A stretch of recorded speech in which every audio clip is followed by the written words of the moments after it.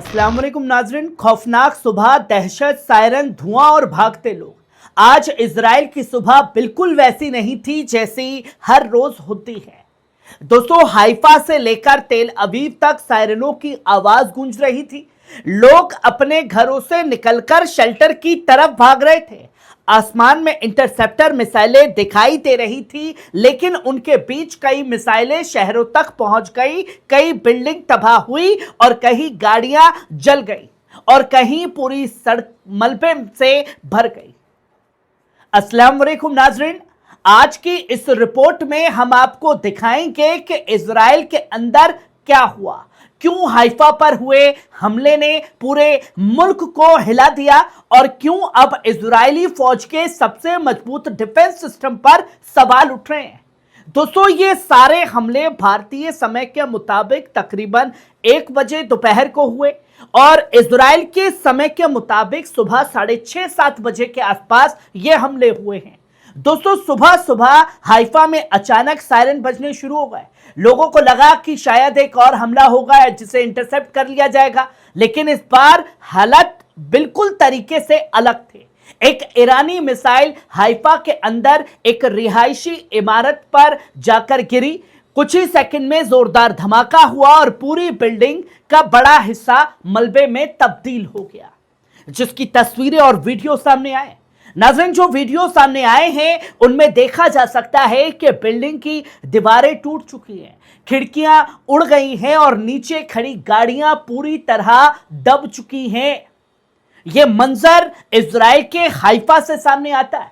अब तक कम से कम इन हमलों में 2 लोगों की मौत ही बताई जा रही है, जबकि कई लोग जख्मी बताए जा रहे हैं। राहत और रेस्क्यू टीमें लगातार मलबा हटाने में लगी है। बताया यह भी जा रहा है कि सिर्फ 2 ही लोग अभी भी मलबे में फंसे हो सकते हैं। पर दोस्तों, जो वीडियो सामने आया, दर्जनों एम्बुलेंस की गाड़ियां बिछी हुई हैं, पर फिर भी इजराइल झूठ बोलने से बाज नहीं आ रहा। लेकिन दोस्तों, हाइफा के इस तबाही ने सिर्फ दर्द नहीं दिया इजराइल को, बल्कि एक बहुत बड़ा सवाल भी खड़ा कर दिया। आखिर वो मिसाइल हाइफा तक पहुंची कैसे? क्योंकि बाप का दिया हुआ थाड, खुद अपनी टेक्नोलॉजी, दुनिया की टेक्नोलॉजी, उसके बाद ये हमला। क्योंकि हाइफा कोई मामूली शहर नहीं है, ये इजराइल का बड़ा बंदरगाह है। यहां तेल रिफाइनरी है, यहां नेवी का अहम अड्डा है और यहां कई फौजी और स्ट्रेटेजिक मराकज भी मौजूद है। इसलिए हमेशा कहा जाता था कि हाइफा की हिफाजत सबसे मजबूत है, लेकिन आज वही शहर निशाने पर आ गया। आखिरकार क्यों? इजरायली फौज ने साफ तौर पर अब यह जांच करना शुरू कर दिया है कि मिसाइल को इंटरसेप्ट क्यों नहीं किया जा सका। क्या डिफेंस सिस्टम फेल हुआ? क्या मिसाइल बहुत तेज थी? या फिर हमलों की तादाद इतनी ज्यादा थी कि सिस्टम जवाब नहीं दे पाया, पूरी तरीके से ईरानी मिसाइलों के आगे पंगु बन गया? दोस्तों, इजराइल में अब गुस्सा सिर्फ इस बात पर नहीं है कि हमला हुआ, गुस्सा इस बात पर है कि जिस एयर डिफेंस सिस्टम को दुनिया का सबसे मजबूत डिफेंस सिस्टम नेतन्याहू कहता था, वो हाइफा को क्यों नहीं बचा पा रहा है। दोस्तों, हाइफा की तबाही के साथ साथ वहां एक और बेहद दर्दनाक मंजर भी देखने को मिला। सायरन बजते ही लोग अपने घरों से निकलकर शेल्टर की तरफ भागने लगे। औरतें, बच्चे, बुजुर्ग, हर कोई डर में था। कई लोग आधी नींद में ही घर से बाहर निकल पड़े। किसके हाथ में सिर्फ एक बैग था, किसी के हाथ में बच्चों का हाथ था। कुछ इलाकों में लोग घंटों तक शेल्टर के अंदर रहे, बाहर लगातार धमाकों की आवाजें सुनते रहे। आसमान में धुएं के गुब्बार दिखाई दे रहे थे, बच्चों के चेहरों पर डर था, बुजुर्ग परेशान थे और पूरा हाइफा एक खौफनाक सुबह का लगातार सामना कर रहा था। दोस्तों, सिर्फ हाइफा ही नहीं, तेल अवीव भी आज दहशत में डूबा रहा। जो तस्वीर और वीडियो सामने आए हैं, तेल अवीव पर एक साथ कई मिसाइलों से हमला किया गया। शहर के ऊपर दूर दूर तक काले धुएं की लकीरें दिखाई दे रही हैं। कई इलाकों में सायरन बजने लगे और लोग भागकर बंकरों और शेल्टरों में छिपने की कोशिश करने लगे। तेल अवीव को हमेशा इजराइल का सबसे अहम और सबसे महफूज शहर माना जाता रहा है, लेकिन आज वही शहर खौफ और अफरा तफरी के साए में जीने के लिए मजबूर हो चुका है, जो साफ तौर पर तबाही के मंजर दिखा रहा है। दोस्तों तेल अवीव से जो वीडियो सामने आए हैं वो और भी ज्यादा डराने वाले भी हैं। एक जगह पर रिहायशी इमारत के नीचे खड़ी कई गाड़ियां पूरी तरह जलकर राख हो चुकी हैं। बिल्डिंग की दीवारों पर धुएं के बड़े बड़े निशान थे। पूरा इलाका पुलिस की पट्टियों से घेर लिया गया। दूसरी तस्वीर में एक पूरी सड़क मलबे से भरी हुई थी।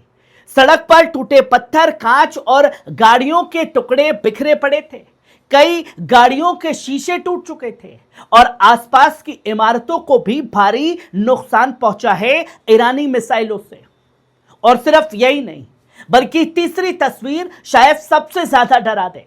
कई गाड़ियां आग की लपटों में घिरी हुई दिखाई थी। धुआं इतना ज्यादा था कि दूर दूर तक कुछ दिखाई नहीं दे रहा था। लोग अपने घरों से बाहर निकलकर दूर भाग रहे थे। कुछ लोग सिर्फ खड़े होकर इस मंजर को देख रहे थे, क्योंकि उन्हें यकीन ही नहीं हो रहा था कि उनके शहर में ऐसा हो सकता है।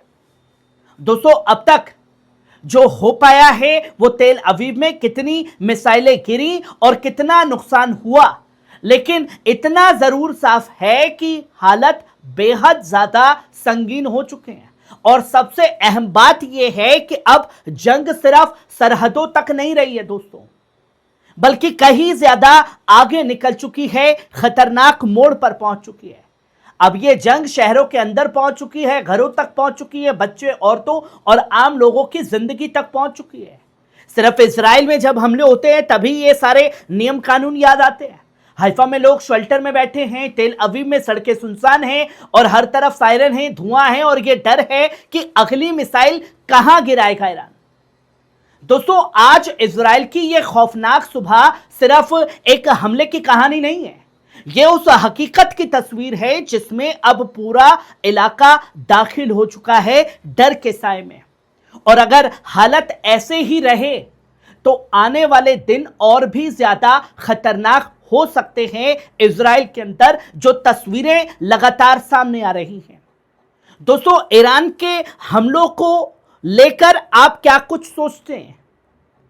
इजराइल जो दिखा रहा है, क्या सच्चाई वही है, या ईरानी हमलों से जो नुकसान हो रहा है उसे छुपाने की लगातार कोशिश कर रहा है इजराइल? कमेंट बॉक्स में आकर के अपनी राय जरूर दीजिएगा। शुक्रिया।